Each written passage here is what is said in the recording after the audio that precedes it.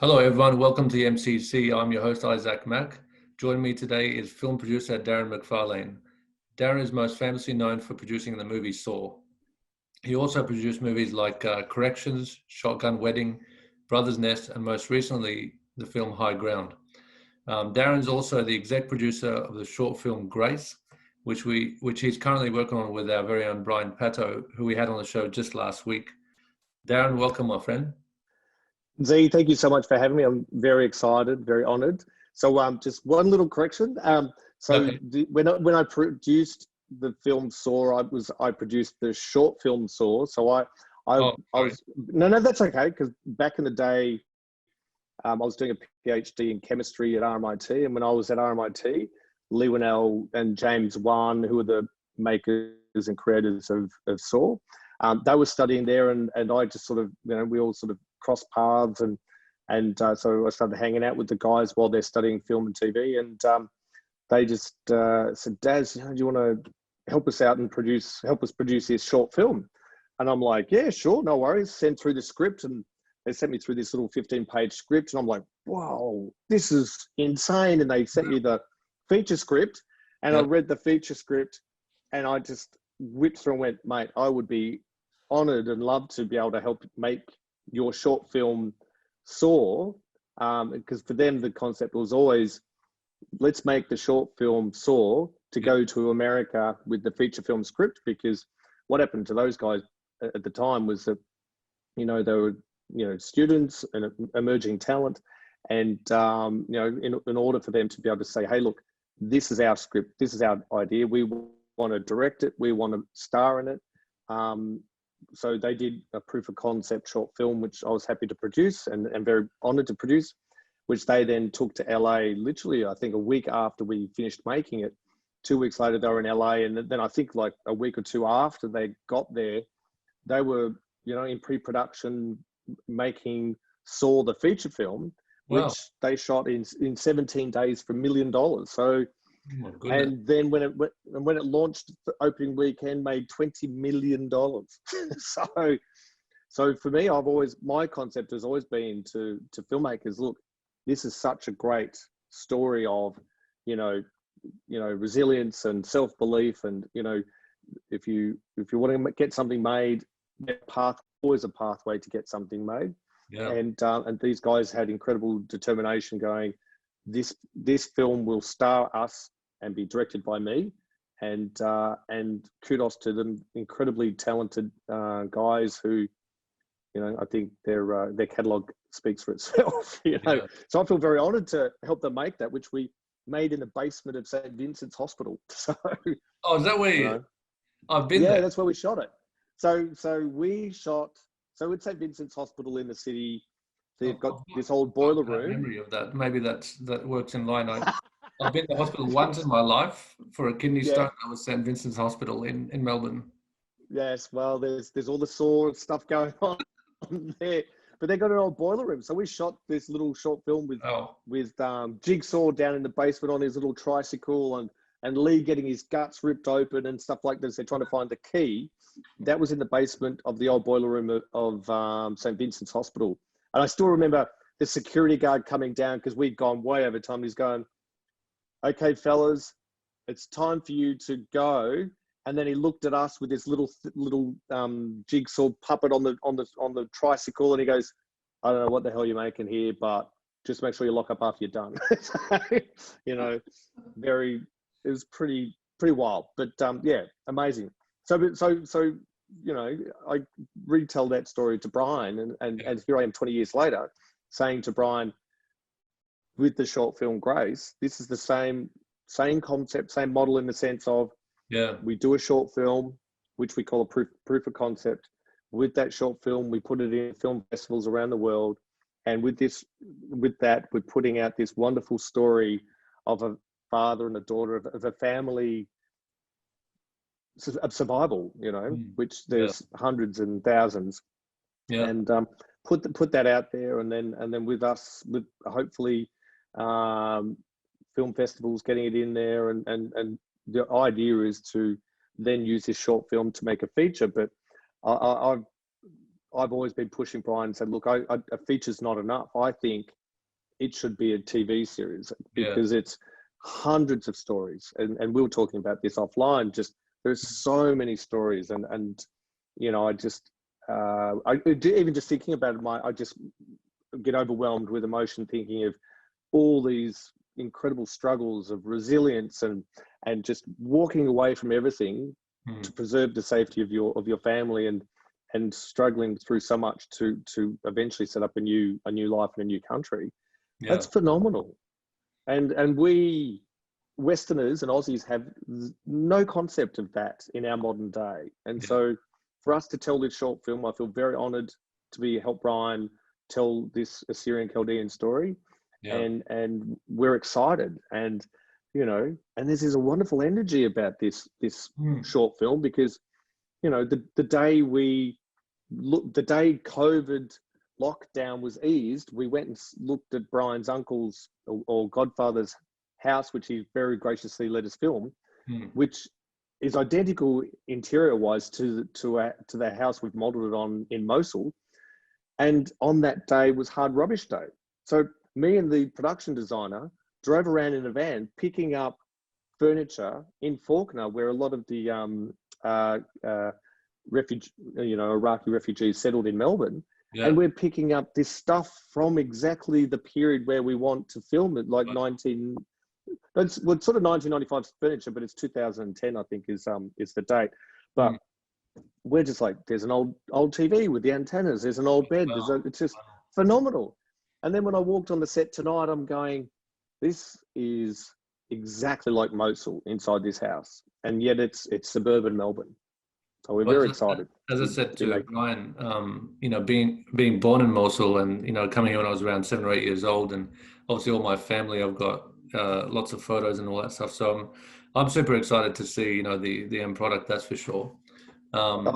It's amazing how much great energy is existing around us making this film. So, you know, Brian mentioned that, you know, we've been very lucky to be able to, we have a writer come on board for free. We've been able to get the crew come on for free. And, you know, it's phenomenal, just this energy of positivity to make this film, but also to make it the best it can be, but also be the most authentic it can be.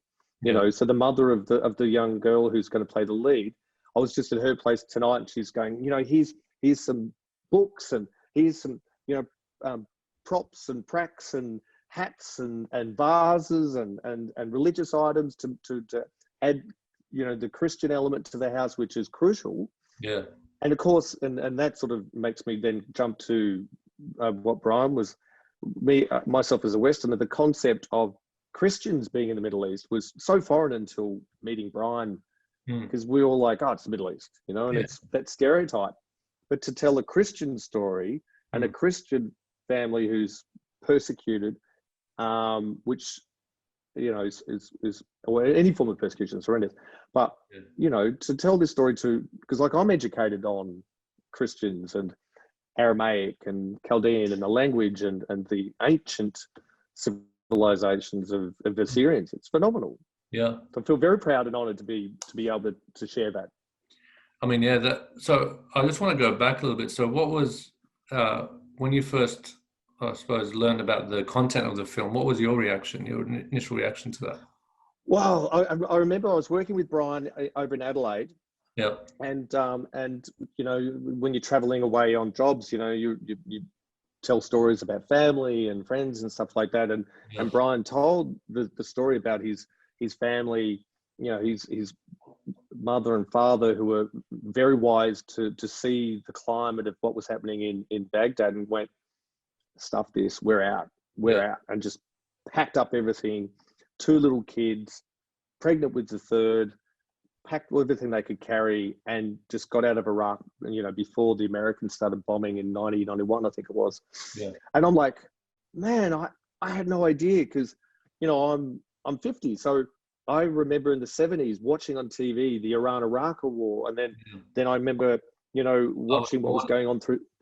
That's a period that I was born in. So I was born into war, and that was just not part of life there. It was mental. And it's it's mental and it's phenomenal. Like I remember watching this stuff and the horrific gas warfare nature of it as well. It was evil. Yeah. And these poor soldiers and poor civilians on both sides.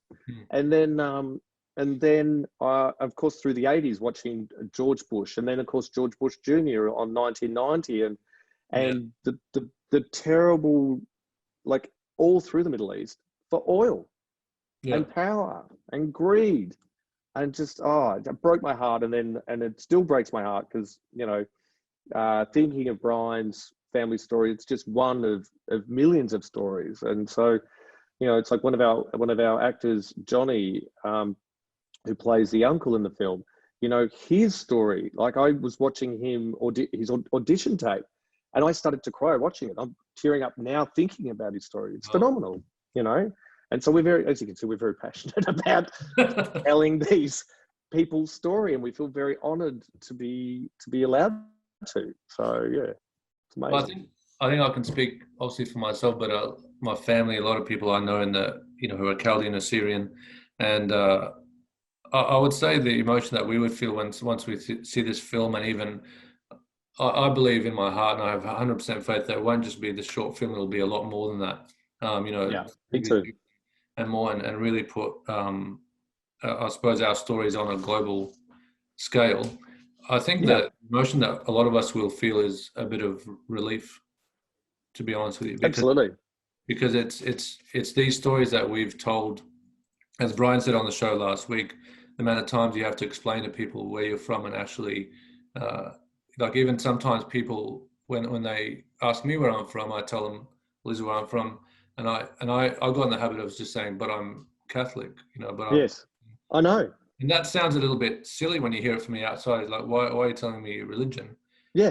It's because we have great pride in who we are, and of course, like anybody, you don't want to be misrepresented. No. In terms of your culture. It's like, you know, it's like when someone goes, I'm Assyrian, and then someone goes, from Syria? Yes. No, Iraq, Syrian. And so for us to be able to, because like we want to do a TV series that's global and that the world can see and understand, and you know, and I know you asked Brian why now. Well, and he very eloquently stated that, you know, he's building up his ability to tell story and tell it well, and also at the same time, you know, like a snowball, accumulate the right people to help facilitate tell that story. And now we're ready with the skill sets and the team and the people, and everything's just sort of come to this moment where it feels it's right, and we're excited, and we've got this amazing team.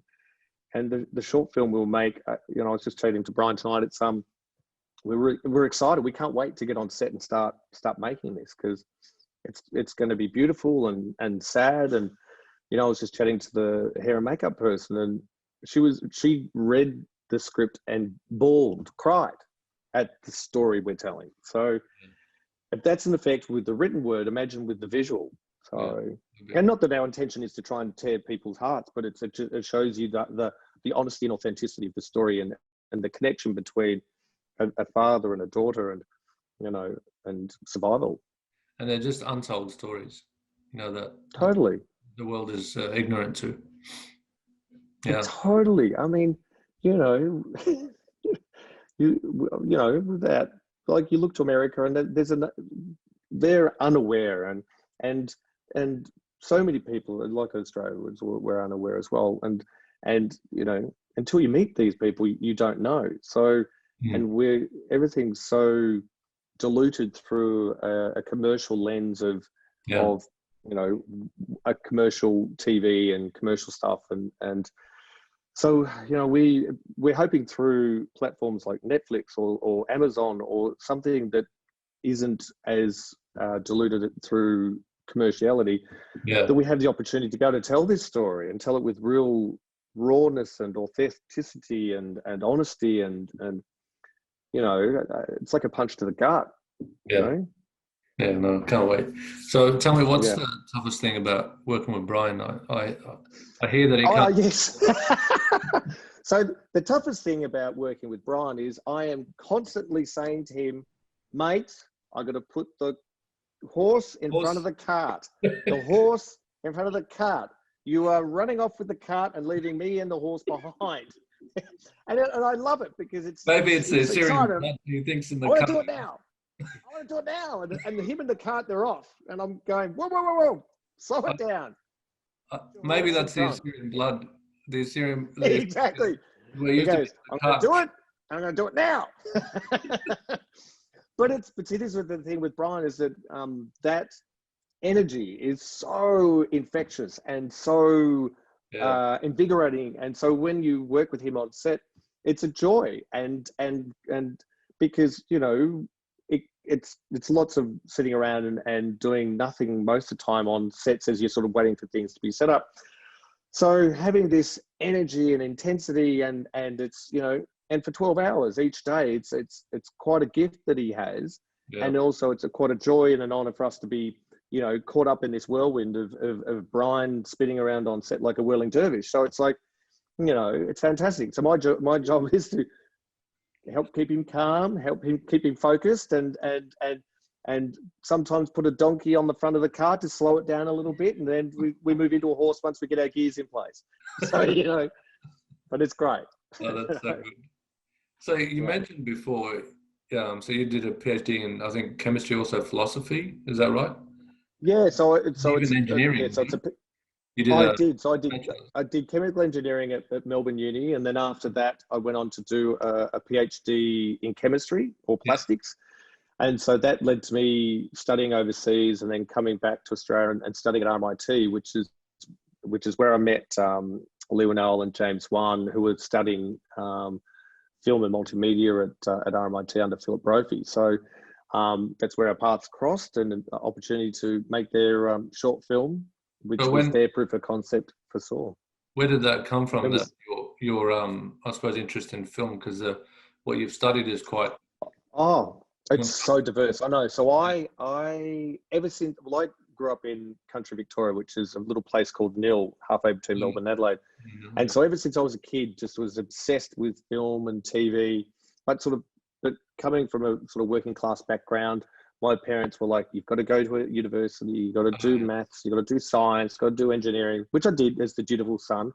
And you sound like a while I was, I know. It took me 10 years to do that PhD, but I did it. So, but while doing that PhD, I was, you know, working on TV commercials, working on at RMI TV and you know, volunteering on VCA short films and doing what I love for no money, while still doing a PhD. So once I handed that PhD in, I knocked back a lucrative job in polar industry to pursue my passion, which was working on film and TV for not much money. But you know, when it's doing what you love, it's exactly. Hours fly. So was there a breakthrough moment for you, like when things changed, or was it you just always knew you were going to go? Look, I always knew I wanted to do film and TV, and you know what it was? When I started at RMIT, I was 28 when I went there as a PhD student, and when I was there in a week, I'm surrounded by lots of people who are 18, 19, and so for me, I went, how do I, you know, I've got to make new friendship groups here. So I saw an audition poster for William Gibson's Neuromancer. And I said, wow, that looks like a great way to get to know people. I'll audition to be an actor and make a new friendship group. And of course, I was one of 4 men who auditioned. And so I got 3 roles because there was only 4 guys or 5 guys or whatever that did it. But I met my future wife who was producing it, and she was film and TV, and so she sort of reinvigorated helped rebirth my passion for the arts of film and TV. So my PhD slowly went to the side as I sort of focused more and more on my passion, which was, you know, pursuing film and TV. So I started volunteering on the VCA short films as a great way to sort of learn, volunteering at RMI TV and all that sort of stuff. And then, you know, forming, networking, and just bit by bit, just sort of word of mouth, getting onto this, getting onto that. The VCA short films led to working on a couple of TV commercials, and then what was I got work working with a couple of production managers who enjoyed having me around on their sets, and then that's when I got the call from Lee Winnell going, "Oh, Daz, do you want to come help us with our short film, and tell me about the film Saw." Mm-hmm. And yeah, absolutely. And then doing that, I went, producing just came so naturally. So at the same time, I was trying to direct as well. So when I was back then, I thought, I want to be a director. Yeah. And so I directed a few short films, one of which got into Tropfest, Shotgun Wedding, which I co-directed. Yeah. And funny, fun, but directing that short film, I realized that my skill set is as a creative producer as opposed to a director. Because I just, and working with Brian, you see that skill set of directing cast and knowing succinctly what's in your head and how to you eloquently use words to, explain to your cast and to your DOP, all right, what I've got up here, this is what I want to do. Whereas I go, right, I want you to do what's up here that I can't think of the words, but I will try and guide you as best I can, I wasn't great at. So, but producing, it was, it just sort of came naturally. Yeah. So, and being creatively minded, I sort of, was able to form kinships with directors, because I could help understand what they're trying to do and what they're trying to make, and know the right crew who would perfectly suit them to help achieve what they have their vision. So, no, great. Yeah. Well, you answered one of my questions, which was, what advice would you have for aspiring film producers? But I think you answered it there. Just getting amongst it, getting busy, volunteering for a lot of work, and just and it seems absolutely like that networking leads to opportunity. Is that fair to say? It does. Yeah. And also too, one thing I during my years as a PhD, I was a waiter for a long time, and probably 10 years as a waiter. And I would say the skills you learn as a waiter of, basically scanning and looking at like, okay, I need to do this, I need to do this, I need to do this, and then I need to do it in this order, right? And so for me, the headspace of being a producer, of knowing the scope of what I need to do and prioritizing that, is something that I think if you can grasp working as a waiter and knowing what to do, when to do, and how to do it with a smile, is a wonderful skill. What's that? Chris Hemsworth, was it Chris Hemsworth who says, no, it's The Rock. It's nice to be important, but it's important to be nice. Yeah. And so, always doing everything with a smile, and it just goes a mile. But yeah, always, when you're starting out, volunteering, being eager, don't be afraid to pick up the phone and call someone or email someone, and and there's that fine line of pestering. I always say to people, look, it's never a hassle if you keep asking me, because it's not because I'm ignoring you. I often will be busy and forget. So, and some of the great runners of PAs I've worked with just kept emailing or calling, and then I went, oh, perfect timing, I need someone. And I'd have them on a few jobs before they're off working on a TV series or something like that. So it's perseverance and resilience, I'd have to say, for film and TV, the arts. A lot of things, yeah. Yeah. No, I didn't actually ask Brian this last week. So you guys obviously had this plan and idea for a while, but in Melbourne you've had also the lockdown that kind of brought everything to a grinding for months. Did everything just stop? It obviously stopped for you guys for, what was it, 2-3 months? Yeah, well, so it's from March. March, okay. So from March, I had no work from March until just now, or just this week, really. And so in that period of time, it was interesting because Brian, the first the first script Brian sent me, I goes, "Oh, I've got this great idea for a short film, and I want to do this." And I read it, and I politely said, "Look, this is good, but it's a bit derivative, He goes, "What do you mean?" I go, "Well, you clearly are a fan of Martin Scorsese. It's an Italian dad. It's an Italian family script." Yeah, it was a Godfather of script, And I said, "Mate, you just told me a ripper story about your family." Yeah. And I would say, and everyone always says, write what you know, or write from the heart. The essence, it always shines when you do that. Mm-hmm. And of course for him, it's like, "Oh, I don't know. I haven't thought about it, but I had thought about it, and I need to speak to my family." And so, and then I got this excited phone call Monday. "All right, I spoke to my dad. He's cool." So, and then that ignited this thing. We wrote this script, The Dinner Guest, which was a really dark, moody story about a Chaldean man who's struggling with so many different elements of life and PTSD and what he experienced back home. And it was a really sort of beautiful but dark. Yeah. And I think probably too dark. And I thought, I got some advice from a friend she's a great, wonderfully talented script producer, Jess Leslie, and she gave us real good advice. And we just went, "You know what, you're right. Both our guts were feeling the same, that this short film that we've written is actually loses context as a short film. And it's a great moment to have in a TV series where our character has spent a whole season building up to this dark moment." So then Brian had kept telling me about this short film he'd written a couple of years ago called Grace. And I said, "Mate, maybe what about Grace?"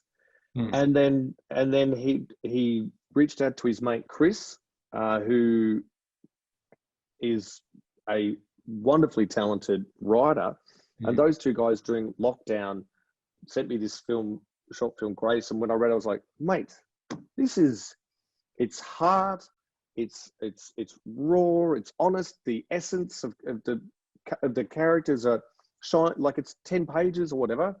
Yeah, it's phenomenal." I was like, ups and downs. I said, "Let's do it. Let's make this happen." And so, and off we went. We did a treatment, we did a pitch doc, and we got the team together and started casting from within the community. And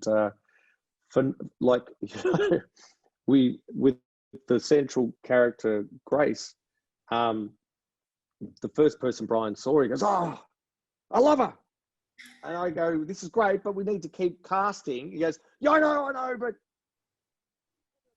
she's great." And I'm going, yes, she's great. She's fantastic, but let's keep casting. Let's keep, And and then eventually he goes, "My gut's telling me, am I mad?" And I go, "No, you're not mad." And then I just kept watching and just went, "You know what? She's perfect." Yeah. And this is odd because, so many stories you hear of people when they're casting, especially people who are from communities without acting experience.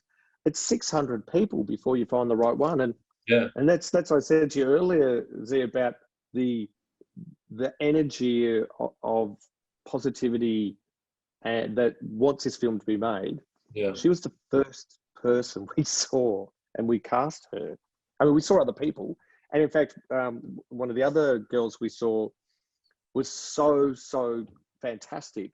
We actually rewrote one of the characters, which was meant to be a little boy.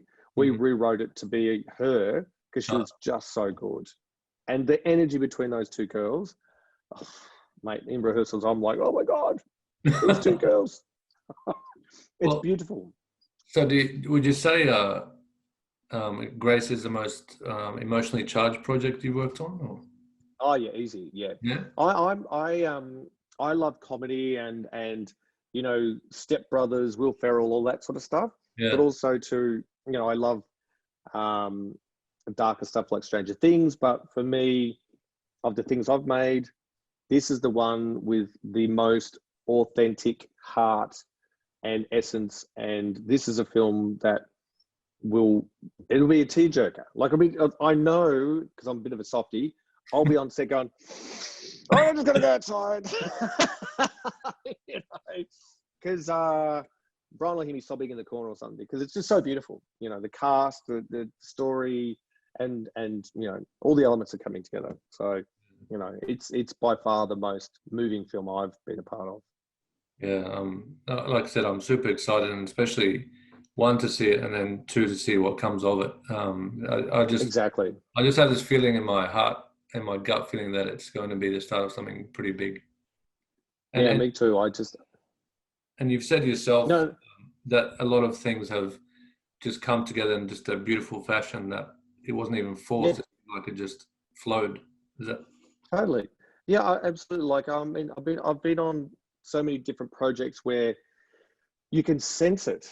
You can sense the energy about it, and I felt it with the short film Saw, where I was like, "Wow, there's something special about how all that came together." Yeah. And it's interesting. 16 years later, that there's this similar energy I've got with this short film that we're making. And look, we're also realists as well. That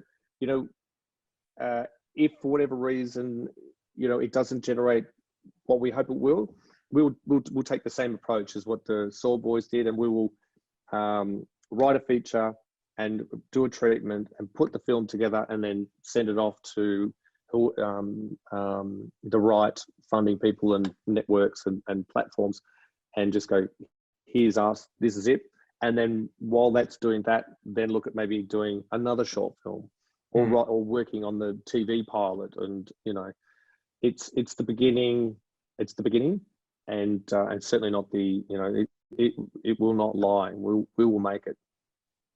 And how far would you say? I mean, so how far are you along the path of getting it done? Okay, so we're shooting this weekend. So so on the computer beside me, I've got the cast rehearsing on another Zoom channel. Can't see it. Well, they've just logged out. So Damn it. because they're all speaking in Chaldean. So so we've got this lovely girl Sarah Hannah has come on board as our Chaldean script consultant and script supervisor. And so she's working with the cast and doing an amazing job to have it real, natural, authentic Chaldean short film. It's just full of so much honesty. Yeah, brilliant. And look, to do our part, because I feel like as a community we're obligated to do our part. We've set up a fundraiser. The link's going to be below this video, and it's already on Brian's interview on YouTube as well. So there's a link there. So I do encourage everyone to. I mean, we've got I think 60,000 Chaldeans in our community. If everyone gave $1, that's well and truly more than enough to. That would be fantastic. Would it just press something down here? Yeah, exactly. Donate. But donate. I mean, I've personally pledged. I had family and all that. Already, we've started to raise the funds, which is great, but we need a lot more. So everyone just really get behind this, because this is our opportunity as a community to really, like I said. Thank you. Yeah. But yes, we are so grateful for the support. We're so grateful for the Chaldean and the Assyrian people. It's a beautiful story that we've been given permission to tell, and we can't wait to bring it to life. So, any support is so greatly appreciated, because we want to tell more stories, and this is our stepping stone. Yeah, absolutely. I want to ask you a question. I mean, I'd love to go into depth of, your career and everything. Yeah. But, I do ask one question to almost every guest that I have on the show, and it's a tricky one. So if you could not rewind the That's clock. all right. If you could actually get into a time machine and visit your 18-year-old self, yes. What kind of advice would you have for that young fellow? Oh, so you know what? It would be, don't be so afraid of failing, because failure is the pathway to success. Like, it's just, I remember when I was just so scared of failing or being judged for failing, and I was consumed with anxiety, and to the point where when I got to 30, I was having panic attacks about my fear of failure. But now in my 50s, I've embraced failure as the pathway to success, because, to succeed is to fail, and to fail is to succeed. And that's how you learn. And also you have to be not afraid, because you need to take risks to be able to succeed. And the only way to take risks is not to be afraid to fail, and embrace that. And also, how else, if I do something and I failed down that path, and I've learned, well, that doesn't work, I'll come back, I'll go this way. All right, that didn't work. All right, I'll go this way. It's all about, pivot and learn, and then of course with that knowledge, pass that on to the next person, so they know not to go that way or to do this way. Mentoring is important. So yes, to my 18-year-old self, I would say, don't beat yourself up about, your fear of failing, because embrace failure as a part of success. That's great advice. And can I ask, to follow on from that, did the anxieties and all those, feelings, did they start to disappear when you let yourself go and also started following your passion? Well, when I got into my 30s, I had no concept of what the panic attacks were. And so I, was grateful that I had a partner that helped me get therapy. And then through cognitive therapy, was able to sort of talk through and make connections with, moments in my childhood that I was judging my younger version of myself poorly, and forgiving myself for making, just mistakes, things that happen in life. Yeah, exactly. And it's sort of, once you sort of forgive your younger self and embrace that as part of who you are and growing up, and then so once I got into my 40s, and that's how you learn to accept yourself, learn to love who you are, and embrace all those things. And it's such a wonderful moment of like, oh, you know what? It's okay. It doesn't matter. Don't beat yourself up. It's all going to be okay. So, and then, and then it's like, and then when things happen, then you deal with them at that point. But what's the point of worrying about stuff that hasn't happened until it happens, if at all? So, I am a glass half full positivity person. So, that's good. Which is, as a producer, I think being optimism is great for helping, instill energy into the troops, because there are days where you really need your 3/4 time coach to come in and buoy the troops, So yeah, that's me. Look after yourself. That's good. Totally. Exactly. Be kind to yourself. Yeah, that's great advice, sir. So with Melbourne, just a side comment, just side question. My wife and I lived in Melbourne for a good, 3-4 years, and I got to tell you, we miss the food and the culture a lot. Is everything going back to normal? We've been talking about this lately, like in terms of the hospitality and all that. I know it's got nothing to do with the film, No, that's okay. So it's the suburban, the day that we went and looked at the house for Grace which was the day after they opened lockdown about a month ago. And it was because the house is over in Fawkner, which is northern suburbs. So High Street, we were driving down High Street, sort of Thornbury, Northcote way. And that's kind of the groovy, funky part of town now. Like, what years were you living here? Oh, we left in 2018.